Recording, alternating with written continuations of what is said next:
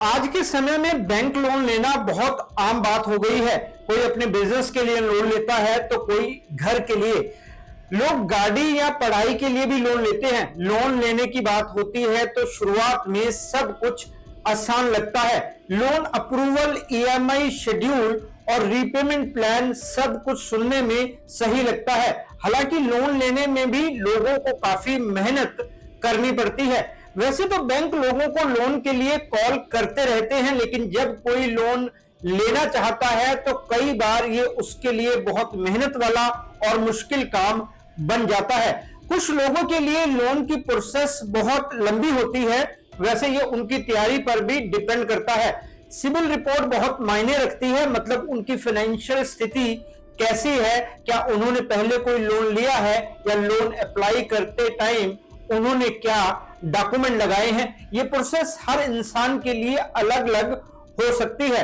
Loan मिलने के बाद जब किसी कारण से इंस्टॉलमेंट की पेमेंट टाइम पर नहीं हो पाती तो कहानी का रुख बदल जाता है। यहीं से शुरू होती है लोन रिकवरी की प्रोसेस, जो अक्सर आम जनता के लिए एक मेंटल प्रेशर बन जाती है।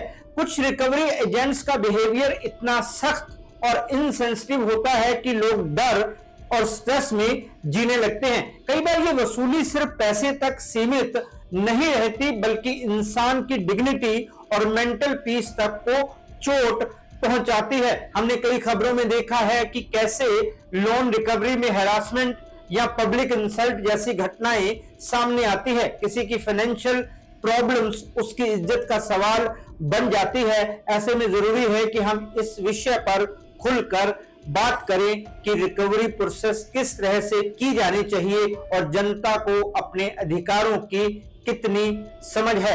हमारे देश में लोन रिकवरी की प्रोसेस से आम जनता पर असर के आंकड़े चिंता पैदा करते हैं। कुछ टाइम पहले एक सर्वे किया गया, उसमें पता चला कि जो लोग इंस्टेंट लोन एप्स का इस्तेमाल करते हैं उनमें से लगभग 58% ने बताया कि उन्हें 25% से ज्यादा के इंटरेस्ट रेट पर लोन दिया गया। इसी सर्वे में लगभग 54% लोगों ने यह भी बताया कि वसूली के दौरान उन्हें बहुत ज्यादा प्रेशर का सामना करना पड़ा। यही नहीं, उनके डेटा का भी गलत इस्तेमाल किया गया। रिजर्व बैंक ऑफ इंडिया को अप्रैल 2021 से नवंबर 2022 की अवधि में लगभग 12,903 शिकायतें प्राप्त हुई, जो कि बैंकिंग संस्थानों, डिजिटल लैंडिंग प्लेटफॉर्म्स व रिकवरी एजेंटों द्वारा हो रही उत्पीड़न से संबंधित थी।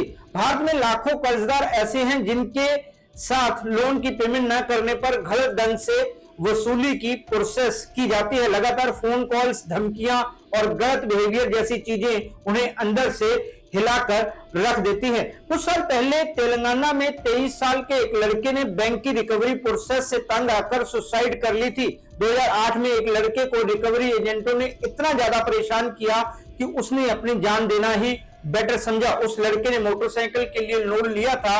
रिकवरी एजेंटों ने उसके परिवार और पड़ोसियों को इतना परेशान किया कि वो लड़का बर्दाश्त नहीं कर पाया। पिछले साल यूपी में एक परिवार के 3 लोगों ने रिकवरी एजेंटों से तंग आकर सुसाइड कर ली थी। उन्होंने प्राइवेट फाइनेंस कंपनी से लोन लिया था।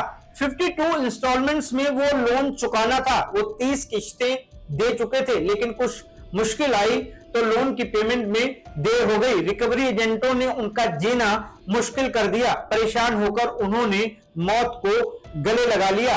रिजर्व बैंक ऑफ इंडिया ने बैंकों और बाकी फाइनेंशियल एजेंसियों को क्लियर इंस्ट्रक्शन दिए हैं। इन इंस्ट्रक्शंस में कहा गया है कि वसूली एजेंट्स लोगों को डरा धमका नहीं सकते या उनकी इंसल्ट नहीं कर सकते। इसके बावजूद इन आंकड़ों से यह स्पष्ट होता है कि वसूली प्रोसेस सिर्फ आर्थिक बोझ नहीं, बल्कि मेंटल स्ट्रेस, सोशल दबाव और इंसानियत पर भी असर डाल रही है। हाल ही में मेरी एक क्लाइंट जो एक मल्टीनेशनल कंपनी में उच्च पद पर कार्यरत है ने मुझसे एक बेहद परेशान करने वाली बात साझा की। उन्हें लगातार बैंक के रिकवरी एजेंट्स के फोन आ रहे थे।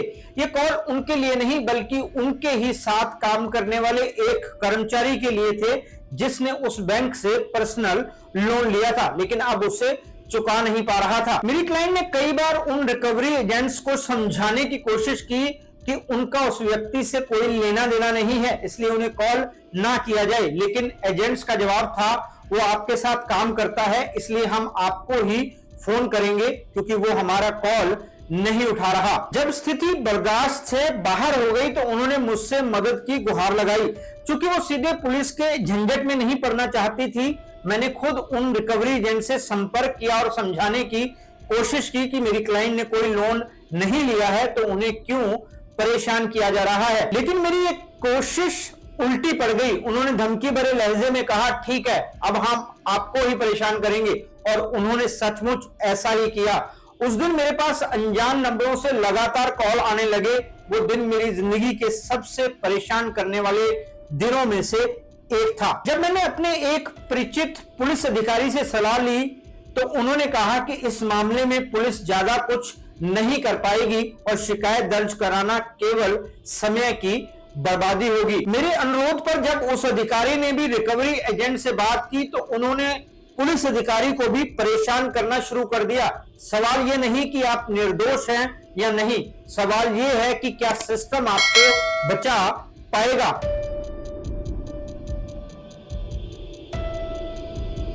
नमस्कार दोस्तों, मैं हूं राहुल राय गुप्ता और आप मुझे डिटेक्टिव गुरु के नाम से भी जानते हो, और हम करते हैं देश विदेश में पर्सनल और कॉर्पोरेट इन्वेस्टिगेशन। इस वीडियो में हम बात करेंगे कि जब कोई इंसान टाइम पर लोन नहीं चुका पाता तो बैंक रिकवरी के लिए क्या करते हैं, लोगों को इससे कितनी परेशानी होती है। हम ऐसे 5 पॉइंट्स पर बात करेंगे कि किस तरह रिकवरी एजेंटों की वजह से लोगों को मेंटल हैरासमेंट झेलनी पड़ती है। मैं आपको बताऊंगा कि इस प्रोसेस में आपके क्या अधिकार होते हैं। इस पर भी बात करेंगे कि बैंक इस सिस्टम को कैसे सुधार सकते हैं। तो चलिए शुरू करते हैं। डिटेक्टिव गुरु